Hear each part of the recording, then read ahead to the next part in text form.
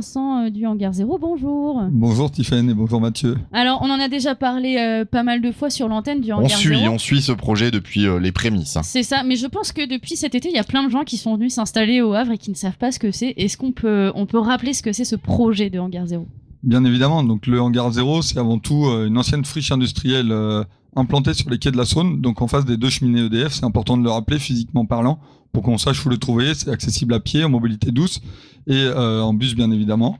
Donc un magnifique site entouré de bassins, entouré de verdure, entouré d'un parc, de futurs jardins partagés, d'une future serre. Donc le Hangar Zéro, c'est à la fois un lieu, un bâtiment avec sa façade classée patrimoine portuaire, sur lequel justement on essaye d'avancer, on voit un petit peu toute l'histoire, et c'est également et surtout un futur tiers-lieu. Donc tiers-lieu, c'est vrai que ça s'utilise pas mal ces derniers temps. Le Hangar Zéro, c'est finalement un futur lieu de vie hybride entre lieu de vie accessible au grand public, lieu de vie accessible à différentes entreprises, associations, mais également collectivités, puisque le Hangar Zéro est une SIC. Donc la SIC, c'est quoi ? C'est Société coopérative d'intérêt collectif, qui vise justement à rassembler autour d'une même table et d'un même lieu de vie les entreprises, les associations, les citoyens et les collectivités pour travailler main dans la main, œuvrer main dans la main, et puis faire avancer les différentes thématiques, initiatives positives comme on pourrait les appeler, et s'inscrire pleinement dans les actions de transition écologique et citoyenne, puisque c'est le but du Hangar Zéro. C'est ça, puisque le fameux zéro signifie beaucoup de choses dans le nom.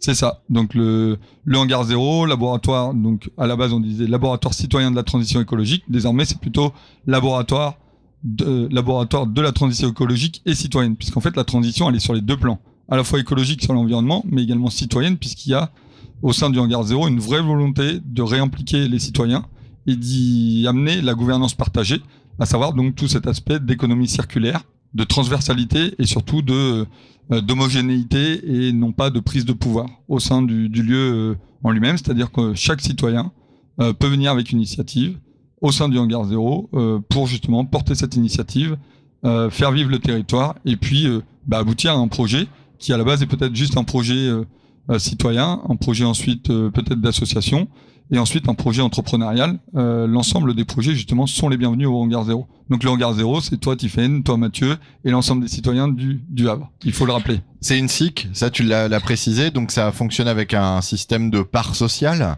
Vous êtes à combien de sociétaires actuellement qui ont rejoint le Hangar Zéro ?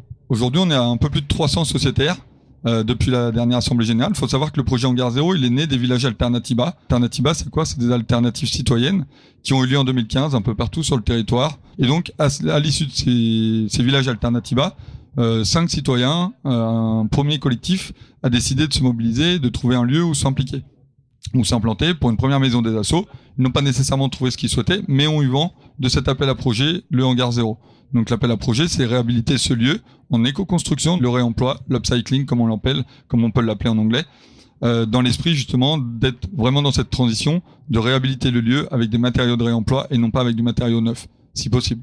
Mais il y a encore pas mal de déconvenues sur cette question de réemploi. Je crois que vous avez vous-même vécu ça, c'est-à-dire des bâtiments qui sont démantelés et des planchers qui pourraient être récupérés et au final dans le processus de déconstruction tout est jeté alors que vous aviez justement fait des demandes pour pouvoir récupérer ces choses-là. C'est pas encore inscrit vraiment dans je sais pas, peut-être les marchés publics quand on détruit un bâtiment, de dire tiens, en fait les matériaux on essaye de les trier et on essaye éventuellement de les réinsérer dans une nouvelle filière de réemploi. C'est ça, exactement, puisque effectivement on avait une première ressource normalement bois qui aurait dû effectivement venir en lieu et place des containers qu'on a choisi aujourd'hui pour l'architecture intérieure, sur laquelle on n'a pas pu se positionner ou sur laquelle justement il était trop tard pour se positionner puisque le marché avait déjà été passé pour le démanteler.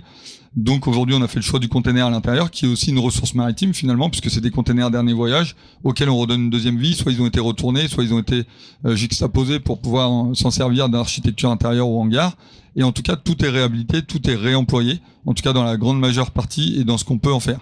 Et donc une boutique ouverte au public et pas mal d'événements à notifier. Exactement, puisque comme tu le rappelles si bien Tiffaine, la boutique est ouverte depuis le 26 mai 2021. C'est important puisque c'est un pari fou. Donc, allez voir les gens de la boutique, allez voir les résidents de la boutique qui sont eux-mêmes sociétaires du Hangar Zéro, qui œuvrent eux-mêmes pour un artisanat local, mais également donc un futur restaurant, donc restaurant type brasserie, circuit court, produits locaux et autres à venir. Donc, on l'espère sur le mois de novembre, une ouverture prochaine, donc très prochaine. Et donc, dans les événements, et je vais essayer de faire bref là-dessus parce que la semaine est très riche en événements. On a effectivement le LH Forum également sur lequel on est invité pour une table ronde. La table ronde autour de tout le LH2O puisque c'est la thématique de l'année. C'est le nouveau nom du LH Forum cette année, LH2O. Ouais. C'est ça, LH2O. Donc c'est la thématique, comment on travaille l'eau, comment nous on travaille toutes les installations autour de l'eau, comment on traite cette eau sur le Hangar Zéro, comment on aborde ce sujet. LH Forum jeudi 23 à vendredi 24 au Havre avec la table ronde. Une intervention effectivement d'un sociétaire normalement jeudi 23 autour de justement réinventer la Seine, la descente de la Seine à la nage et de la Seine à vélo. Le vendredi 24, on vous accueille pour une guinguette à partir de 16h au Hangar Zéro. 16h, 23h, la guinguette du Hangar Zéro pour la dépendaison de crémaillère de la terrasse.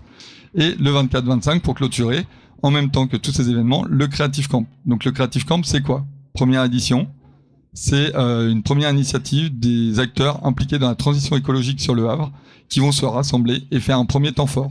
Donc le temps fort se passera au fort de Tourneville, en hauteur de la ville, avec les différentes associations du fort, Normandie équitable pour ses 10 ans, et d'autres invités tels qu'Épi Boujou, tels que là le Poisson, et également d'autres invités de tout ce qui est économie circulaire sur le Havre. Et là, c'est la dépendaison de crémaillère, parce qu'on s'est dit qu'avant d'installer la serre, il fallait qu'on profite une dernière fois sur cet été indien de la terrasse en mode pas de toit, juste une bâche en guise de tonnelle. Merci beaucoup Vincent.